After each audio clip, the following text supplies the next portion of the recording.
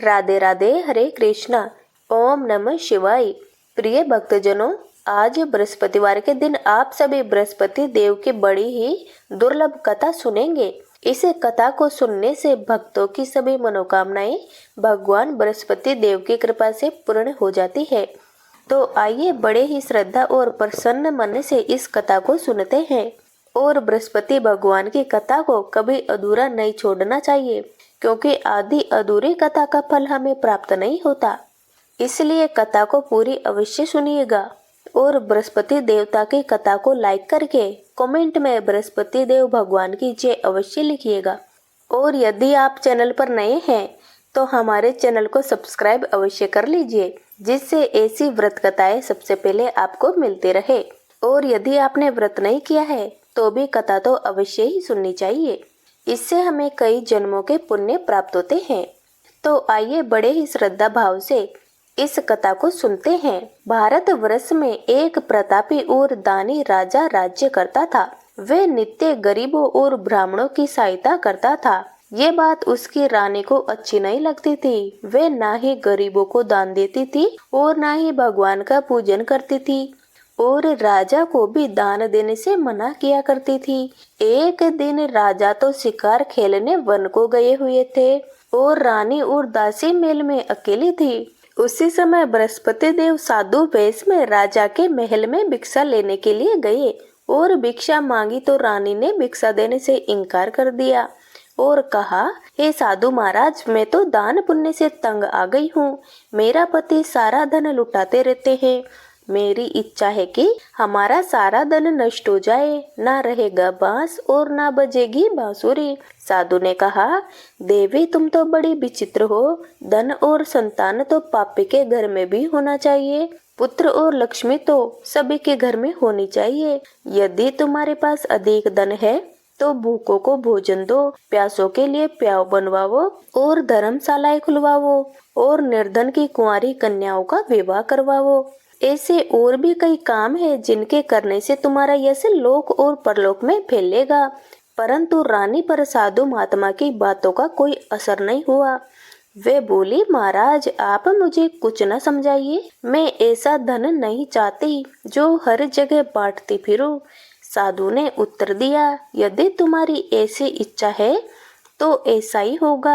तुम बृहस्पतिवार को घर लीप कर पीली मिट्टी से अपना सिर धोकर स्नान करना, भट्टी चढ़ाकर कपड़े धोना। ऐसा करने से आपका सारा धन नष्ट हो जाएगा।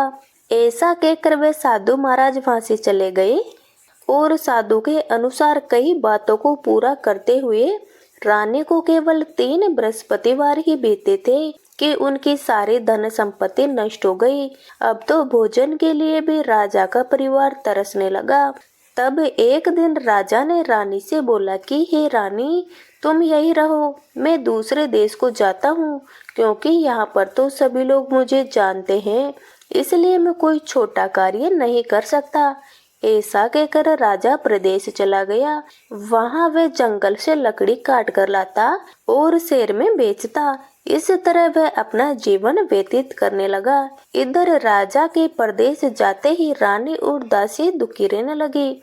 एक बार जब रानी और दासी को 7 दिन तक बिना भोजन के रहना पड़ा तो रानी ने अपनी दासी से कहा, हे दासी, पास ही के नगर में मेरी बहन रहती है, वह बड़ी धनवान है, तू उसके पास जा और कुछ लेकर आ, जिससे थोड़ा दिन हमारा गुजारा चल सके।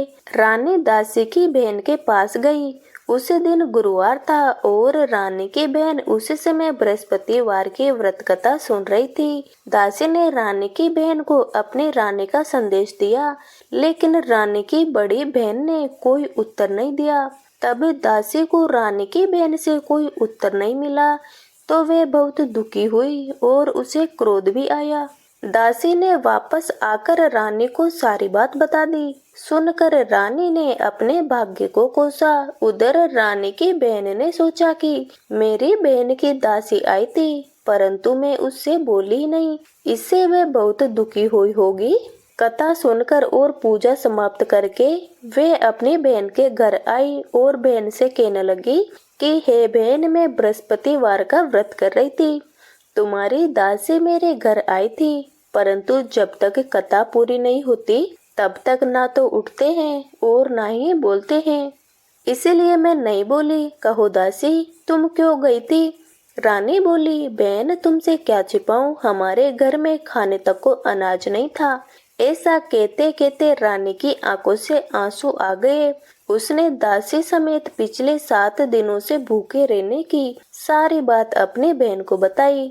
रानी की बहन बोली, देखो बहन, भगवान बृहस्पति देव सबकी मनोकामना को पूर्ण करते हैं। देखो शायद तुम्हारे घर में भी अनाज रखा हो।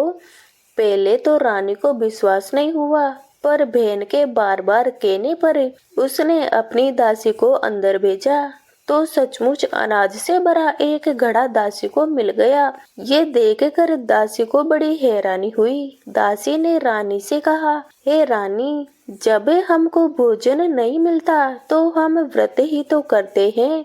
इसीलिए क्यों ना आपकी बहन से व्रत कथा और उसके विधि पूछ ली जाए ताकि हम भी व्रत कर सके। तब रानी ने अपनी बहन से बृहस्पतिवार व्रत के बारे में पूछा। उसकी बहन ने बताया, बृहस्पतिवार के व्रत में चने की दाल और मुनक्का से विष्णु भगवान का केले की जड़ में पूजन करे तथा दीपक जलाए, व्रत कथा सुने और पीला भोजन ही करे। इससे बृहस्पति देव प्रसन्न होते हैं और व्रत और पूजन विधि बताकर रानी की बहन अपने घर को लौट गई। 7 दिन के बाद जब गुरुवार आया तो रानी और दासी ने व्रत रखा। गुड़साल में जाकर चना और गुड़ लेकर आ गई।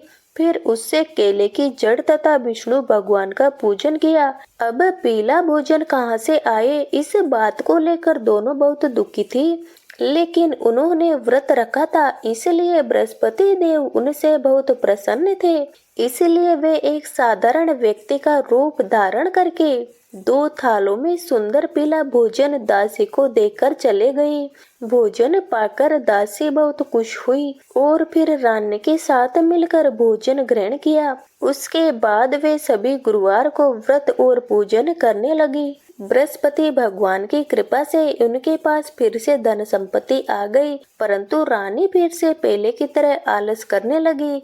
तब दासी बोली, देखो रानी, तुम्हें पहले भी इस प्रकार आलस्य करती थी। तुम्हें धन रखने में भी कष्ट होता था, इस कारण सभी धन नष्ट हो गया और अब जब बृहस्पति भगवान की कृपा से पुनः धन मिला है तो तुम्हें फिर से आलस्य होता है। दासी रानी से बोली कि बड़ी मुसीबतों के बाद हमने ये धन पाया है, इसलिए हमें दान पुण्य करना चाहिए, भूखे मनुष्यों को भोजन कराना चाहिए और धन को शुभ कार्यों में खर्च करना चाहिए, जिससे तुम्हारे कुल का यश बढ़ेगा, स्वर्ग की प्राप्ति होगी और पितृ प्रसन्न होंगे। दासी की बात मानकर रानी अपना धन शुभ कार्यों में खर्च करने लगी, जिससे पूरे नगर में उसका यश फैलने लगा। उधर एक दिन राजा दुखी होकर जंगल में एक पेड़ के नीचे आसन जमाकर बैठ गया। वह अपनी दशा को याद करके व्याकुल होने लगा। उस दिन बृहस्पतिवार का दिन था। अचानक उसने देखा कि निर्जन वन में एक साधु महाराज प्रकट हुए। वे साधु वेश में स्वयं बृहस्पति देवता थे।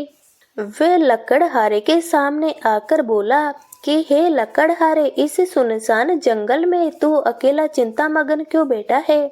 लकड़हारे ने दोनों हाथ जोड़कर प्रणाम किया और उत्तर दिया, महाराज जी, आप सब कुछ जानते हैं, मैं आपसे क्या कहूँ। ये कहकर राजा रोने लगा और साधु को अपनी सारी बात बता दी। साधु महात्मा ने कहा, तुम्हारी स्त्री ने बृहस्पतिवार के दिन बृहस्पति भगवान का निरादर किया है, जिसके कारण रुष्ट होकर उन्होंने तुम्हारी ये दशा कर दी है। लेकिन अब तुम चिंता मत करो, मेरे कहने पर चलो तो तुम्हारे सब कष्ट दूर हो जाएंगे और भगवान पहले से भी अधिक तुम्हें धन संपत्ति देंगे। तुम्हें बृहस्पतिवार के दिन कथा किया करो। 2 पैसे से चने मुनक्का लाकर उनका प्रसाद बनाओ और शुद्ध जल से लोटे में शक्कर मिलाकर अमृत तैयार करो। कथा सुनने वाले सभी को अमृत व प्रसाद को बांटकर खुद भी ग्रहण करो। ऐसा करने से भगवान तुम्हारी सभी मनोकामनाएं पूर्ण करेंगे। साधु के ऐसे वचन सुनकर लकड़हारा बोला, प्रभु, मुझे लकड़ी बेचकर इतना पैसा नहीं मिलता जिससे भोजन के उपरांत कुछ बचा सकूं। मैंने रात्रि में अपनी रानी को व्याकुल देखा है। मेरे पास कुछ भी नहीं है जिससे उनकी खबर मंगा सकूं। और फिर मैं बृहस्पति देव की कौन सी कहानी सुनूं? मुझे तो कुछ मालूम ही नहीं है। साधु ने कहा, हे लकड़हारे, तुम किसी बात की चिंता मत करो। बृहस्पतिवार के दिन तुम रोजाना की तरह लकड़ियां लेकर शहर को जाओ। तुमको रोज से दुगुना धन प्राप्त होगा, जिससे तुम भली भांति भोजन कर लोगे और बृहस्पति देव की पूजा का सामान भी आ जाएगा। और बृहस्पति देवता की कथा इस प्रकार है। प्राचीन काल में एक ब्राह्मण रहता था। वे बहुत निर्धन था, उसकी कोई संतान नहीं थी। उसकी पत्नी बहुत मलिनता के साथ रहती थी। वे ना ही स्नान करती और ना ही किसी देवता का पूजन किया करती। इससे ब्राह्मण देवता बड़े दुखी थे। बेचारे बहुत कुछ कहते थे, किंतु उसका कुछ परिणाम नहीं निकला। भगवान की कृपा से ब्राह्मण की पत्नी के कन्या रूपी रत्न पैदा हुआ। कन्या बड़ी होने पर प्रातः स्नान करके विष्णु भगवान का जाप और बृहस्पतिवार का व्रत करने लगी। अपने पूजन पाठ को समाप्त करके विद्यालय जाती तो अपनी मुट्ठी में जौ भर के ले जाती और पाठशाला के मार्ग में डालती जाती। तब ये जो स्वर्ण के हो जाते तो लौटते समय उनको बीन कर घर ले आती। एक दिन वे बालिका सूप में उस सोने के जौ को फटक कर साफ कर रही थी कि उसके पिता ने देख लिया और कहा, हे बेटी, सोने के जौ के लिए तो सोने का सूप होना चाहिए। दूसरे दिन बृहस्पतिवार था। उस कन्या ने व्रत रखा था और बृहस्पति देव से प्रार्थना करके कहा, मैंने आपकी पूजा सच्चे मन से की है तो मेरे लिए सोने का सूप भी दे दो। बृहस्पति देव ने उसकी प्रार्थना स्वीकार कर ली। रोजाना की तरह वह कन्या जौ फैलाती हुई जाने लगी। जब लौटकर जौ बीन रही थी तो बृहस्पति देव की कृपा से सोने का सूप मिला। उसे वह घर ले आई और उसमें जौ साफ करने लगी, परंतु उसकी माँ का वही ढंग रहा। एक दिन की बात है कि वह कन्या सोने के सूप में जौ साफ कर रही थी। उसी समय उस शेर का राजपुत्र वहां से होकर निकल रहा था। उस कन्या के रूप और कार्य को देखकर वह मोहित हो गया और अपने घर आकर भोजन और जल त्याग कर उदास होकर लेट गया। राजा को इस बात का जब पता लगा तो अपने प्रधानमंत्री के साथ उसके पास गए और बोले, हे बेटा, तुम्हें किस प्रकार का कष्ट है? किसी ने तुम्हारा अपमान किया है अथवा और कोई कारण हो सो मुझसे कहो, मैं वही कार्य करूंगा जिससे तुम्हें प्रसन्नता हो। अपने पिता की राजकुमार ने बातें सुनी तो वह बोला, मुझे आपकी कृपा से किसी प्रकार का दुख नहीं है। किसी ने मेरा अपमान भी नहीं किया, परंतु मैं उस लड़की से विवाह करना चाहता हूँ जो सोने के सूप में जौ साफ कर रही थी। ये सुनकर राजा आश्चर्य में पड़ गया और बोला, हे बेटा, इस तरह की कन्या का पता तो तुम ही लगाओ, मैं तो उसके साथ तेरा विवाह करवा दूंगा। राजकुमार ने उस लड़के के घर का पता बता दिया। तब मंत्री उस लड़के के घर गए और ब्राह्मण देवता को सभी हाल बताया। ब्राह्मण देवता राजकुमार के साथ अपनी कन्या का विवाह करने के लिए तैयार हो गए तथा विधि विधान के अनुसार ब्राह्मण की कन्या का विवाह राजकुमार के साथ हो गया। कन्या के घर से जाते ही पहले की बात ही उस ब्राह्मण देवता के घर में गरीबी का निवास हो गया। अब भोजन के लिए भी अन्न बड़ी मुश्किल से मिलता था। एक दिन दुखी होकर ब्राह्मण देवता अपनी पुत्री के पास गए। बेटी ने पिता की दुखी अवस्था को देखा और अपनी माता का हाल पूछा। तब ब्राह्मण ने सभी हाल कहा। कन्या ने बहुत सा धन देकर अपने पिता को विदा कर दिया। इस तरह ब्राह्मण का कुछ समय सुखपूर्वक व्यतीत हुआ। कुछ दिन के बाद फिर वही हाल हो गया। ब्राह्मण फिर अपनी कन्या के यहाँ गया और सारा हाल कहा तो लड़की बोली, पिताजी, आप माताजी को यहीं ले आओ, मैं उन्हें विधि बता दूंगी जिससे उनकी गरीबी दूर हो जाएगी। तब ब्राह्मण देवता अपनी पत्नी को साथ लेकर पहुँचे तो अपनी माँ को समझाने लगी कि हे माँ, तुम प्रातःकाल प्रथम स्नान आदि करके विष्णु भगवान का पूजन करो तो सब दरिद्रता दूर हो जाएगी। परंतु उसकी माँ ने उसकी एक भी बात नहीं मानी और प्रातःकाल उठकर अपनी पुत्री के बच्चों की जूठन को खा लिया। इससे उसकी पुत्री को भी बहुत गुस्सा आया। उसने एक रात को एक कोठरी से सारा सामान निकाल दिया और अपनी माँ को उसमें बंद कर दिया। प्रातःकाल उसमें से उसे निकाला तो स्नान आदि करा के पूजा पाठ करवाया तो उसके माँ की बुद्धि ठीक हो गई। इसके बाद वे नियम से पूजा पाठ करती और प्रत्येक बृहस्पतिवार को व्रत रखने लगी।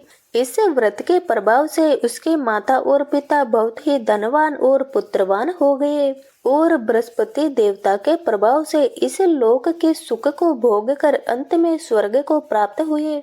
इस तरह कहानी के कर साधु देवता वहां से अंतर्ध्यान हो गए। धीरे धीरे समय व्यतीत होने पर फिर वही बृहस्पतिवार का दिन आया। लकड़हारा जंगल से लकड़ी काटकर किसी शहर में बेचने गया। उसे उस दिन और दिन से अधिक पैसा मिला।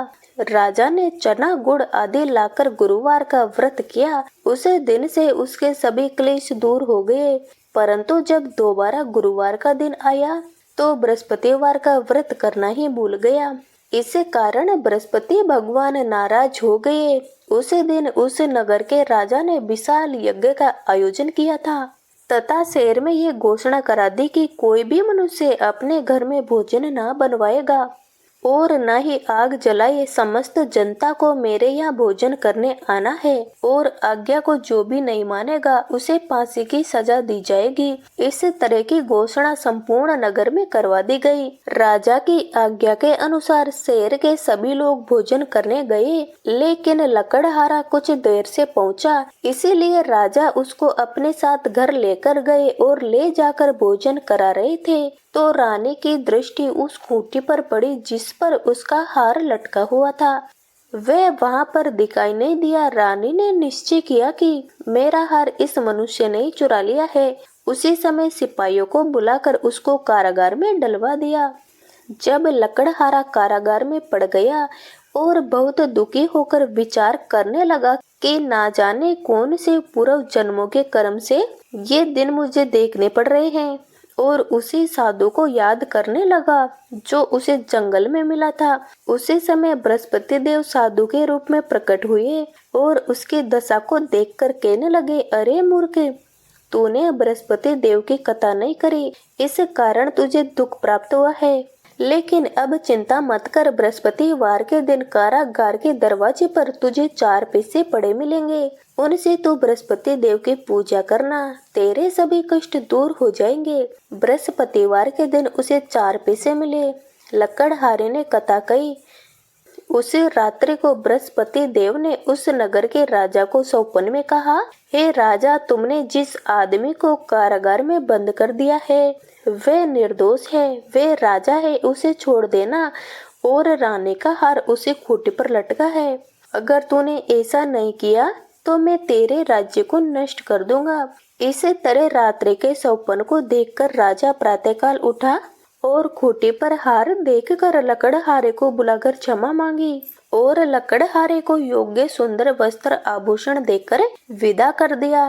बृहस्पति देव की आज्ञा के अनुसार लकड़हारा अपने नगर को चल दिया। राजा जब अपने नगर के निकट पहुंचा तो उसे बड़ा आश्चर्य हुआ। नगर में पहले से अधिक बाग, तालाब, कुएं तथा बहुत सी धर्मशालाएं, मंदिर आदि बन गए थे। राजा ने पूछा, ये किसका बाग और धर्मशाला है? तब नगर के सब लोग कहने लगे, ये सब रानी और दासी के हैं। तो राजा को बड़ा आश्चर्य हुआ और गुस्सा भी आया। जब रानी ने यह खबर सुनी कि राजा आ रहा है तो उन्होंने दासी से कहा, हे दासी, देख राजा हमको कितनी बुरी हालत में छोड़कर गए थे। हमारी ऐसी हालत देखकर वे लौट ना जाए, इसलिए तू दरवाजे पर खड़ी हो जा। आज्ञा के अनुसार दासी दरवाजे पर खड़ी हो गई। राजा आए तो उन्हें अपने साथ लेकर आई। तब राजा ने क्रोध करके अपनी रानी से पूछा कि ये धन तुम्हें कैसे प्राप्त हुआ है? तब उन्होंने कहा, ये धन हमें बृहस्पति देव के इस व्रत के प्रभाव से प्राप्त हुआ है। तब राजा ने निश्चय किया कि 7 रोज बाद तो सभी बृहस्पति देव का पूजन करते हैं, परंतु मैं प्रतिदिन दिन में 3 बार कहानी और रोज व्रत किया करूँगा। अब हर समय राजा के दुपट्टे में चने की दाल बंधी रहती और दिन में 3 बार कहानी कहते। एक दिन राजा ने विचार किया कि चलो अपनी बहन के यहाँ चलते हैं। इस तरह निश्चय करके राजा घोड़े पर सवार होकर अपनी बहन के यहाँ को चलने लगा। मार्ग में उसने देखा कि कुछ आदमी एक मुर्दे को लिए जा रहे हैं। उन्हें रोक कर राजा कहने लगा, अरे भाइयों, मेरे बृहस्पति देव की कथा सुन लो। वे बोले, लो, हमारा तो आदमी मर गया है और इसको कथा की पड़ी है। परंतु कुछ आदमी बोले, अच्छा कहो, हम तुम्हारी कथा भी सुनेंगे। राजा ने दाल निकाली और जब कथा आधी हुई थी कि मुर्दा हिलने लगा और जब कथा समाप्त हो गई तो राम राम करके वह उठकर खड़ा हो गया। आगे मार्ग में उसे किसान खेत में हल चलाता मिला तो राजा ने उसे देखकर कहा, अरे भैया, तुम्हें मेरी बृहस्पतिवार की व्रत कथा सुन लो। किसान बोला, जब तक मैं तेरी कथा सुनूंगा तब तक 4 हरैया जोत लूंगा। जा अपनी कथा किसी और को सुनाना। इसी तरह राजा आगे चलने लगा। राजा के आगे बढ़ते ही बैल पछाड़ खाकर गिर गए और किसान के पेट में बड़ी जोर से दर्द होने लगा। उस समय उसकी माँ रोटी लेकर आई और उसने जब ये देखा तो अपने पुत्र से सब हाल पूछा और बेटे ने सभी हाल कह दिया। तो बुढ़िया दौड़ी दौड़ी उस घुड़सवार के पास गई और उससे बोली कि मैं तेरी कथा सुनूंगी, तो अपनी कथा मेरे खेत पर चलकर ही कहना।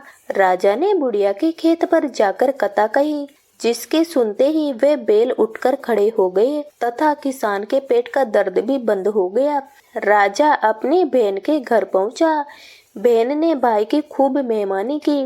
दूसरे दिन प्रातःकाल राजा जगा तो ये देखने लगा कि सब लोग भोजन कर रहे हैं। राजा ने अपनी बहन से कहा कि कोई ऐसा मनुष्य है जिसने भोजन नहीं किया हो, वो मेरे बृहस्पतिवार की कथा सुन ले। बहन बोली, भैया, ये देश ऐसा है कि पहले यहाँ लोग भोजन करते हैं, बाद में अन्य काम करते हैं। अगर कोई पड़ोस में हो तो मैं देख के आती हूँ। वे ऐसा कहकर देखने चली गई, परंतु उसे कोई ऐसा व्यक्ति मिला ही नहीं जिसने भोजन नहीं किया हो। अंत में वे एक कुमार के घर गई जिसका लड़का बीमार था।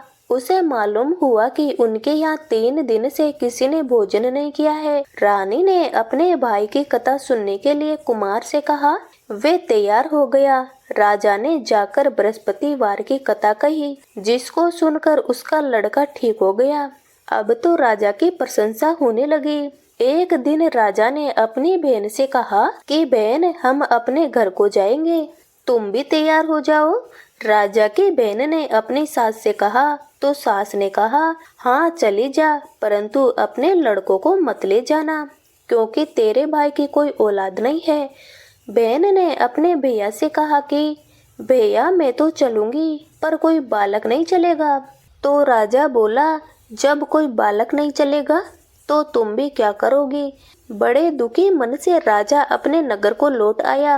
राजा ने अपनी रानी से कहा, हम निर्वंशी हैं, हमारा मुंह देखने का धर्म भी नहीं है और कुछ भोजन भी नहीं किया। रानी बोली, हे प्रभु, बृहस्पति देव ने हमें सब कुछ दिया है, वे हमें औलाद भी अवश्य देंगे। उसी रात को बृहस्पति देव ने राजा से स्वप्न में कहा, हे राजा, उठो, सभी सोच त्याग दो, तेरी रानी गर्भ से है। राजा को ये बात सुनकर बड़ी खुशी हुई। 9वें महीने उसके गर्भ से एक सुंदर पुत्र पैदा हुआ। तब राजा बोला, हे रानी, स्त्री बिना भोजन के रह सकती है, पर बिना कहे नहीं रह सकती। जब मेरी बहन आएगी तुम उससे कुछ भी मत कहना। रानी ने सुनकर हाँ कह दिया। तब राजा के बहन ने ये शुभ समाचार सुना तो वे बहुत खुश हुई और बधाई लेकर अपने भाई के यहाँ आई।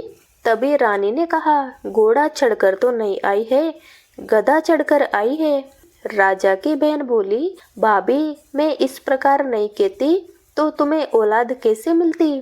बृहस्पति देव ऐसे ही है, जैसे जिसके मन में कामनाएं है वे सभी को पूर्ण करते हैं। जो श्रद्धा पूर्वक बृहस्पतिवार का व्रत करता है एवं कथा सुनता या दूसरों को सुनाता है, बृहस्पति देव उनकी सभी मनोकामनाएं पूर्ण करते हैं। बृहस्पति देव उनकी सदैव रक्षा करते हैं जो श्रद्धा भाव से और सच्चे मन से बृहस्पति देव का पूजन करते हैं उसकी सभी मनोकामनाएं उसी प्रकार पूर्ण होती है जैसे राजा और रानी ने बृहस्पति देव की कथा का गुणगान किया, उनकी सभी इच्छाएं बृहस्पति देव ने पूर्ण की। तो प्रेम से बोलिए बृहस्पति देव की जय, विष्णु भगवान की जय, समस्त देवी देवताओं की जय। अब आप भगवान बृहस्पति देव की आरती का श्रवण कीजिए।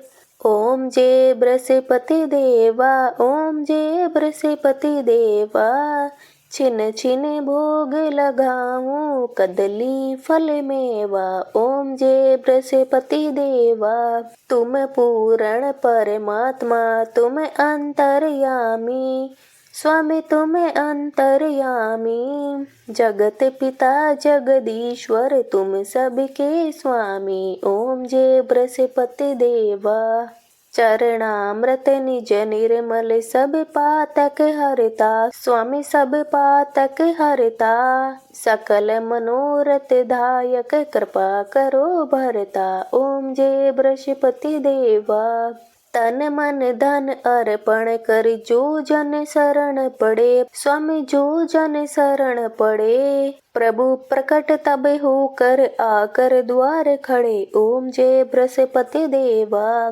दीन दयाल दयानिधि भक्तन हितकारी, स्वामी भक्तन हितकारी, पाप दोष सब हरता भव बंधन हारी। ओम जय बृहस्पति देवा, सकल मनोरथ दायक सब संशय तारो, स्वामी सब संशय तारो, विषय विकार मिटावो संतन सुखकारी। ओम जय बृहस्पति देवा, जो कोई आरत तेरी प्रेम सहित गावे, स्वामी प्रेम सहित गावे, ज्येष्ठानंद बंद सो निश्चय ही पावे। ओम जय बृहस्पति देवा, ओम जय बृहस्पति देवा, स्वामी जय बृहस्पति देवा। प्रेम से बोलिए बृहस्पति भगवान की जय, भगवान श्री लक्ष्मी नारायण की जय। तो प्रिय श्रोताओं, ये थी बृहस्पति देवता की संपूर्ण व्रत कथा और आरती। यदि आपको पसंद आई है तो वीडियो को लाइक अवश्य कीजिएगा, अपने मित्रों और परिवारजनों को शेयर कीजिएगा और कमेंट में भगवान बृहस्पति देव की जय अवश्य लिखिएगा। और चैनल पर नए हैं तो चैनल को सब्सक्राइब कर लीजिए जिससे ऐसी व्रत कथा आपको सबसे पहले मिल सके। प्रेम से बोलिए भगवान श्री बृहस्पति देव की जय।